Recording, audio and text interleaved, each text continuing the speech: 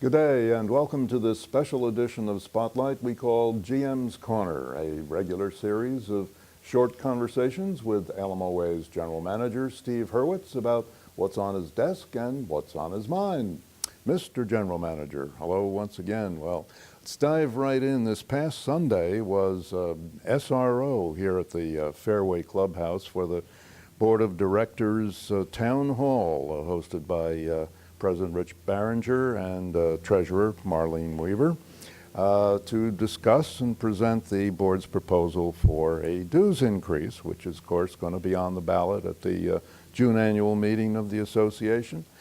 And it provoked a lot of questions, and so there's another one coming up that people can attend if they couldn't make this past Sunday afternoon. When's that going to be? The next one and final one is May 16th at 6 p.m. And I bet it'll be even better attended. There was a lot of interest, standing room only, as you said, and a lot of thoughts expressed, questions, and so forth. So, in fact, I'm working on some of the questions which are of general interest to include in my column in the paper and to try to get out to the public, because those questions are people who own and have an interest in the place and its financial welfare. I think a lot of people would like to know that information well beyond the audience that was both present and will get to see it on TV. Yeah, and folks do have an opportunity if they can't be there to send in questions, do they not? Yes, indeed. So, in fact, I encourage that because not everyone's going to be able to attend. If everybody did, this building would have to be about 1,000 times bigger. But there's a chance to just email me, and those questions go straight to the board, and they'll be able to address them. And very glad to do that. Plus, the questions are always interesting to me as well as to the board. And it could be information that I'll be able to get out through lake views or any other means that we can put the information in people's hands. The board is working very hard on being transparent, and I think that showed in the session last Sunday. You know, there was honest and detailed exchanges of information. So the board is trying very hard, working on it, I think very effectively, to get the information out. So questions are welcome, including directly to me, and I'll get them to the board. Okay, we'll put in a shameless plug. The proceedings will also be recorded by the broadcast group and will be broadcast regularly on Channel 977 and up on YouTube. Okay, going back, one of the main cogs in the board's proposal is the need demonstrated by this so-called reserve study that has just been completed and presented in great detail now, and folks referenced it all afternoon, and of course it was fully explained by the board in the presentation. What is the reserve study? I happen to have it here. I'm glad you asked. I brought one, and it's a volume that's got a lot to it. Just to start with, this is available to all members on the web page. They can get on the web page and follow, very easy to follow trail, which really starts with, if they go to the library button, and then to reports, and then reserve studies. They'll see this current reserve study, and we welcome any questions about it. So what is the reserve study? It is a look at our major assets, all the way down to some level of detail that are replaceable, that are planned to, that we know will wear out. So, for example, the big lawnmowers that we use, that's expensive equipment. They're critical to the effective operation of our maintenance department. So using that as an example, a company that we hire, there are a number of them throughout the country. We hire a company called Reserve Advisors. They come in as third-party professional engineers, graduate engineers, to come in and look at all of these assets and to estimate the remaining useful life, and then they estimate the current cost based on technical data that they have available. They're not pulling the numbers out of thin air. And then at what point in the future would they have to be replaced, and using inflation numbers of what it would cost in the future. And then they take all of those together, all the different items, that would go into making up all the assets of the community. And they add it up, and in our case, it's divided into different funds. We have the road fund and the lake fund and then the MR&R. And then what level of funding is necessary at the point in time when these items have to be replaced, and what would be available in the funds. Therefore, what contributions do we have to make into the funds each year, making expenditures out of the funds? So it's a rolling basis, obviously, because these wear-out dates, let's call it, or replacement dates, will obviously go year by year, and they'll overlap. So that gives us a capital needs requirement going forward year by year. How often are these reserve studies done? They're done every 5 years, and then there's something special about it. In the past, they were just done every 5 years, and you had it, and you referred to the paper copies every whenever you needed to, you looked at it. But there's a new capability that is included in our reserve study. It's interactive. So when we, for example, decide on how to do the annual paving, we do that. When we get the actual costs, we put those costs into the reserve study where there was an estimated cost. And that flows the whole thing out for the next 30 years.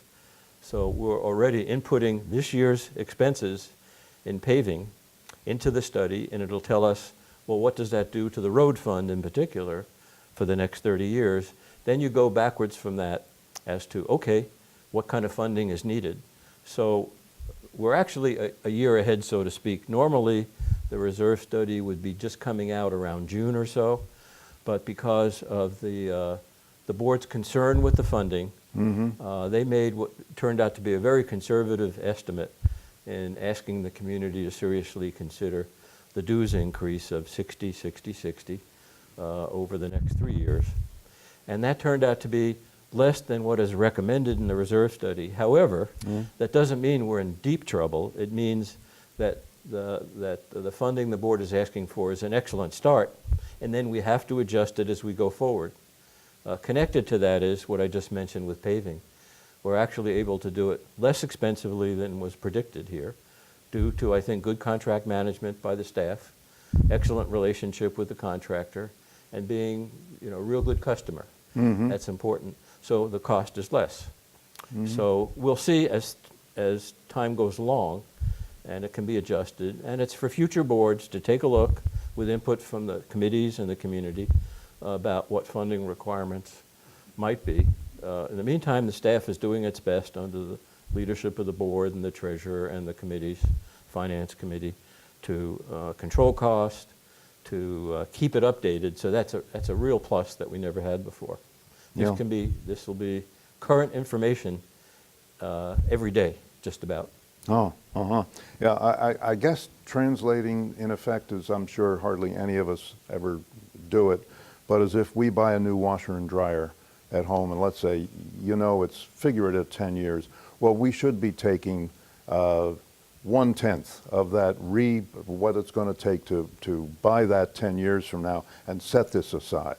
And in a sense, on a schedule like that, kind of what the reserve study is doing, but only for all the thousands of items, and including buildings that we have. Yes, that's what it is. Although you don't, there's something called long-lived assets.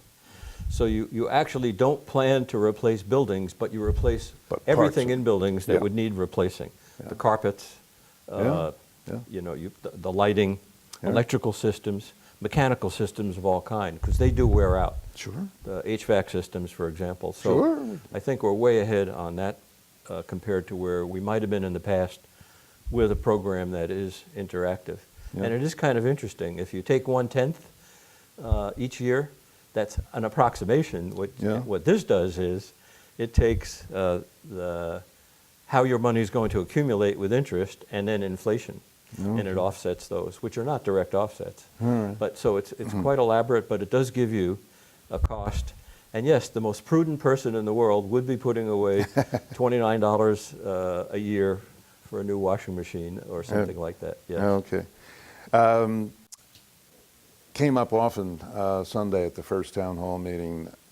Folks on the microphone asking the question, well, why are you asking us for more money? Shouldn't we be doing more to conserve on our expense side first? What say you to that? Well, you know, those were more statements than questions, but I'm here to say those are valid statements.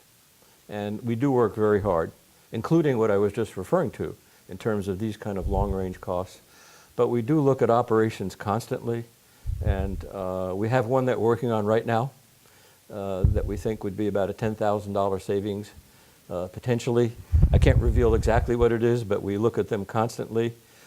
In the past, we've done things like the most recent purchase of police vehicles are vehicles that are a little less expensive and less expensive to operate. Mm-hmm. So that's one example that has a long-term impact. Another one would be that when it comes to the resale packages for new buyers, that was mentioned at the meeting. In the past, we were doing that manually and creating paper, you know, maybe 2-inch thick pile of paper, and mailing it out. And you charge for that, but I would say that what we were charging probably barely covered the costs. If at all, I doubt they covered the cost. But there's a much more effective way to do it that we switched to, which is online. People order it, and they get it online, and we provide certain key information for each lot or house that's under consideration for purchase. That created a big savings right there in terms of we're not doing less paper, less copying, and the staff time is a big deal. And we look at all manner of, you know, just about everything that we do, we look at ways to do it better. There's, in one example, in terms of staffing, we took a careful look at the front desk and decided that we had a part-time person in there for 20 hours a week, shared amongst several people, a second person. And we decided to try without that. So we did stop filling that position. And in that case, that's quite a savings. We were able to put those labor hours to use in other areas that are really needed. So we're constantly doing that kind of thing and evaluating where we are, both in terms of staffing and the services that are necessary and direct dollar costs. And we're not done. You know, we have some silly ones. We don't buy Post-its anymore because they're expensive, and you know, other items that are really not big dollar value. Okay. But we're doing things like looking at relying on digital information. In fact, the annual meeting package that will be mailed out at the end of this month is expensive. Yeah. It's a big package. There's a lot of information, and we're getting this one finished and mailing it out, and then we're immediately launching into an evaluation. We think there's some elements that don't have to be included or could be available digitally to members, and that would save a great deal in terms of the copying and mailing costs. Doesn't sound like much, but $5,000 or $6,000, $7,000, $8,000 Oh, yeah. potentially. And I'm very anxious to get into that because we do try to watch every dollar. I'll say this. We not only we absolutely welcome and look forward to any recommendations from members or anybody that thinks there is a way to save. Often very good ones come in. I kind of enjoy that, and we do look at everything. All right. Well, you mentioned wildlife programs of good interest, a lot of interest to the community, and the Wildlife Committee does an awful lot of those. Broadcast has covered and recorded many of them, so they're continuing to be extremely active. They're doing a great job. I am personally very proud of the programs that they offer to the members. They're incisive. They bring in experts. They're the latest and best information on various topics. There's one coming up on Lyme disease and ticks. Oh, yeah. I think that'll be well attended by human beings. And then living with deer is always a subject here. And so they're just doing a great job, both in terms of those presentations and articles in Lakeviews that are very helpful. Well, okay. And just before we close, maybe just a quick plug. Apparently there was good turnout for the Monticello Man competition over the weekend. A lot of volunteers, a lot of spectators make it go, but also need volunteers for the upcoming Faulkner golf tournament. Very important. It's a big deal. Faulkner brings in expert golfers from all over the state, and it's a well-known event. Oh, yeah. And we're pulling out all the stops to really be great hosts for them. Golf is actually not only important to members who play golf, it's really quite an asset to everybody that owns here because it does factor into the value of the homes. Yeah. In addition, we want people to leave thinking, knowing that it is the great place that it really is. So we're working very hard on this Faulkner being the best one ever, including food and beverage service, hospitality, welcoming. So the volunteers are really important. You do not have to be a professional golfer to volunteer. Yeah, just spotter and things like that. Yes. Yeah. And information's available in Judy's email blasts about how to sign up and become a volunteer. Okay, very, very cool. It's a big weekend. It's very important to the community. And including Mother's Day on Sunday. Absolutely, absolutely. Well, with all that, yeah, and a happy Mother's Day to all the mothers, and a thank you to you.